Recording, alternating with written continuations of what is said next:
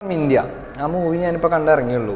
ആ ഒരു സിനിമനെ കുറിച്ച് പറയുന്നതിന് മുമ്പേ ആ ഒരു ടീം കാണിച്ച ഒരു മെച്ചറായിട്ടുള്ള കാര്യം എനിക്ക് പറയണം. കാരണം ആ സിനിമനെ കുറിച്ച് ഡീറ്റെയിൽ ആയി ഒന്നും പുറത്തു വിട്ടില്ല. ടീസറിൽ പോലും എന്തൊക്കെയോ ഉണ്ടെന്നല്ലാതെ ഒന്നും പുറത്തു വിടാതെ അങ്ങനെ അവർ ആ സിനിമനെ അപ്രോച്ച് ചെയ്തു. കാരണം ആ സിനിമ കൈകാര്യം ചെയ്യുന്ന കോണ്ടന്റ് അത് അവർ ആ ടീസറിലോ അല്ലെങ്കിൽ ട്രെയിലറിലോ വിട്ടിട്ടുണ്ടായിരുന്നെങ്കിൽ ഇത്ര ഫ്രഷ്നെസ് സിനിമ തിയേറ്ററിൽ കാണുമ്പോൾ കിട്ടൂലായിരുന്നു.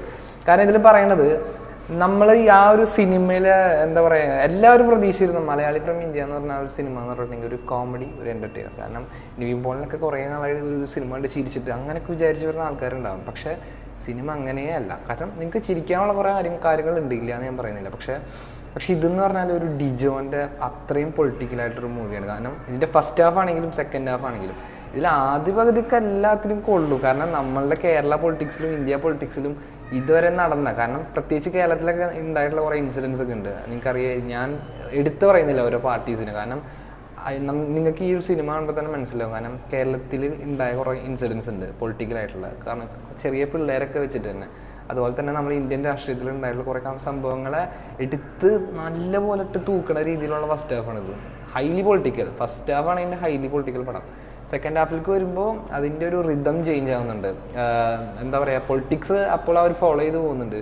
പക്ഷെ എന്നാൽ പോലും അതിനൊരു ഫീൽ ഗുഡ് അങ്ങനെ ഒരു രീതിയിലേക്ക് പോകുന്നുണ്ട്. മൊത്തം ഫസ്റ്റ് ഹാഫാണ് എനിക്ക് ഇതിൽ ഏറ്റവും ഇങ്ങനെ അതിൻ്റെ ആർക്ക് ഏറ്റവും ഹൈ ആയി നിൽക്കുന്നത് ഇതിൻ്റെ ഫസ്റ്റ് ഹാഫിലാണ്.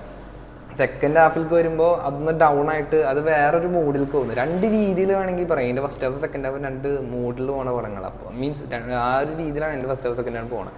അപ്പോൾ അതുകൊണ്ട് തന്നെ ഈ ഫസ്റ്റ് ഹാഫിൽ എടുത്ത് നോക്കുകയാണെങ്കിൽ ഇതിൽ എന്താ പറയുക, ഞാൻ പൊളിറ്റിക്സ് ആണെന്ന് പറയുമെങ്കിലും അതിൽ കുറേ കാര്യങ്ങൾ നർമ്മം ചേർക്കാം. മീൻസ് കോമഡി അതിൻ്റെ അനുസരിച്ചുള്ള, മീൻസ് വെറുതെ കുറേ തമാശ ഉണ്ടാക്കില്ല, ജെന്യൂനായിട്ടുള്ള കുറേ നമുക്ക് തമാശകൾ നമുക്ക് ഫീൽ ചെയ്യും. അങ്ങനത്തെ രീതിയിൽ കുറേ സംഭവങ്ങൾ ഉണ്ടായിട്ടുണ്ട്. പ്രത്യേകിച്ച് ധ്യാനിൻ്റെ ഇവരുടെയൊക്കെ സീൻ, കാരണം ഇവർ നല്ല കോമഡി ആയിട്ട് ചെയ്തിട്ടുണ്ട് ധ്യാൻ ഇതിൽ. പിന്നെ അതുപോലെ തന്നെ അനശ്വരക്ക് എനിക്ക് വലിയ ഇമ്പോർട്ടൻസ് ഒന്നും ഉള്ള പോലെ തോന്നിയില്ല. ചെറിയ ഒരു ലേഡി ക്യാരക്ടർ അത് ചെയ്യുന്നത് മാത്രം. പക്ഷേ ഇതിൽ നിവിൻ്റെ അമ്മയായിട്ട് അഭിനയിച്ച ആളും പിന്നെ ഇവരുടെ മൊത്തം ആ ഒരു ഗ്രാമത്തിൽ നടക്കുന്ന കുറേ സംഭവങ്ങളുണ്ട്.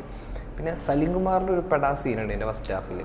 അത് നമ്മളുടെ കറൻറ്റ് പൊളിറ്റിക്കൽ സിറ്റുവേഷനെ ബേസ് ചെയ്തിട്ട് ആൾ പറയുന്നൊരു സംഭവമുണ്ട്. അത് നിങ്ങൾ സിനിമ കാണുമ്പോൾ ഒന്ന് ഓർത്തു നോക്കണം. കാരണം നമ്മളുടെ കേരളത്തിലും ഇന്ത്യയിലൊക്കെ നടക്കുന്ന കുറേ സംഭവങ്ങളെ ബേസ് ചെയ്തിട്ട്. കാരണം പുള്ളി ഇതിലൊരു പള്ളിയിലൊരു മുക്രിയായിട്ടാണ് ഇതിൽ ക്യാരക്ടർ ചെയ്തിരിക്കുന്നത്. അപ്പോൾ ഞാൻ കൂടുതലൊന്നും പറയുന്നില്ല. അപ്പോൾ അങ്ങനെ കുറേ സംഭവമുണ്ട്. അങ്ങനെ ഫസ്റ്റ് ഹാഫ് എന്ന് വെച്ചിട്ടുണ്ടെങ്കിൽ അത്രയും ഹൈലി പൊളിറ്റിക്കലായിട്ട് ഇതിൽ ഇവൻ എന്ന് പറഞ്ഞാൽ ഒരു എന്താ പറയുക, നമ്മളുടെ ഭയങ്കര രാജ്യസ്നേഹിയായിട്ടുള്ള ഒരാളാണ് നമ്മളുടെ ഈ ഗോപി, ആൽപ്പറമ്പിൽ ഗോപി എന്ന് പറഞ്ഞ ആൾ. പിന്നെ ഇവൻ ഒരു പ്രത്യേക സാഹചര്യത്തിൽ ഇവൻ നമ്മളുടെ രാജ്യം വിടാണ്. അങ്ങനത്തെ രീതിയിൽ എൻ്റെ ഇൻ്റർവെൽ ബ്ലോക്ക് നല്ല കോമഡിയാണ്. കാരണം അത്രയും സീരിയസ് ഇഷ്യൂ പറഞ്ഞു വന്നിട്ട് ഇൻ്റർവെൽക്ക് എത്തുമ്പോൾ വളരെ നമുക്ക് ചിരി വരും. പിന്നെ സെക്കൻഡ് ഹാഫ് ഇതിൻ്റെ തുടക്കം നമുക്ക് കാണുമ്പോൾ ആടുജീവിതത്തിൻ്റെ ആടുജീവിതത്തിൽ ഭയങ്കര ക്രൂവലായിട്ട് നടക്കുന്ന, മരുഭൂമിയിൽ നടക്കുന്ന കുറച്ച് സംഭവമല്ലേ, ഇതങ്ങനെയല്ല, ചിരി വരും. അങ്ങനത്തെ കുറേ ഇൻസിഡൻസ്. പക്ഷേ അതിൽ നിന്ന് പിന്നെ അത് സീരിയസ് ലെവലിലേക്കൊന്ന് പോകും. കാരണം ഞാൻ പറഞ്ഞല്ലോ, എവിടെയൊക്കെ ഒരു എന്താ പറയുക ഒരു കോമഡി വേണം, എവിടെ കറക്റ്റായിട്ട് പൊളിറ്റിക്കലായിട്ടുള്ള കാര്യങ്ങൾ പറയണം, അത് ഡിജോ കറക്റ്റായി ഡീസൻ്റ് ആയി ചെയ്യുന്നത്.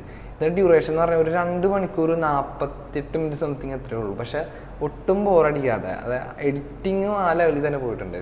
കറക്റ്റ് ആർക്ക് എവിടെയൊക്കെ വെക്കണം താഴ്ത്തണം എന്നുള്ളത് നോക്കിയിട്ടുണ്ട്. പിന്നെ എൻ്റർടൈനിങ് കൂടിയാണ്. കാരണം പാട്ടുണ്ട് ഇതിൽ, അതുപോലെ തന്നെ എല്ലാ സംഭവവും ഉണ്ട്. ഒരു സിനിമയ്ക്ക് ചേർന്ന എല്ലാ കാര്യവും ഇതിൽ ആഡ് ചെയ്തിട്ടുണ്ട്. അതുകൊണ്ട് തന്നെ ഒരു ഹൈലി പൊളിറ്റിക്കൽ മൂവി എന്ന് പറയുമ്പോൾ പോലും അതിൻ്റെ ഒരു എൻ്റർടൈൻമെൻറ്റ് വാല്യൂ കുറക്കാതെ നോക്കിയിട്ടുണ്ട്. അത് തന്നെ ഞാൻ പറയണത്. കാരണം ആ സിനിമയ്ക്ക് വേണ്ട കാര്യങ്ങളെല്ലാം ഡിജോ ചേർത്തിട്ടുണ്ട്.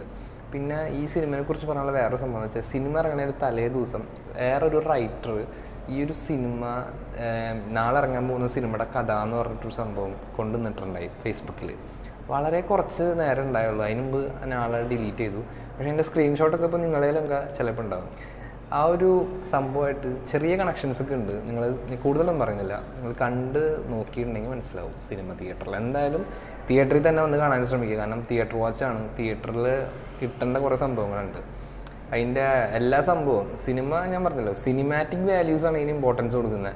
ഇതിൻ്റെ ബാക്കി ടെക്നിക്കൽ സൈഡ് ഇപ്പോൾ അഫ്കോഴ്സ് മലയാളത്തിലെ എല്ലാ പടങ്ങളും നന്നായി ചെയ്യുന്നുണ്ട്. അപ്പോൾ അതുകൊണ്ട് തന്നെ നല്ലൊരു തിയേറ്ററിൽ തന്നെ വന്നിട്ട് കാണാൻ ശ്രമിക്കുക. ഒരു ബിഗ് സ്ക്രീൻ എക്സ്പീരിയൻസ് തന്നെ വേണം. കാരണം ഇതിൽ കുറേ വൈഡ് ഷോട്ട്സ് ഉണ്ട്. അപ്പോൾ വൈറ്റ് ഷോട്ട്സ് വരുമ്പോൾ നിങ്ങൾക്ക് കൂടുതലും വലിയ സ്ക്രീനാണെങ്കിൽ കുറച്ചുകൂടി നല്ല രീതിയിൽ എക്സ്പീരിയൻസ് ചെയ്യാൻ പറ്റും.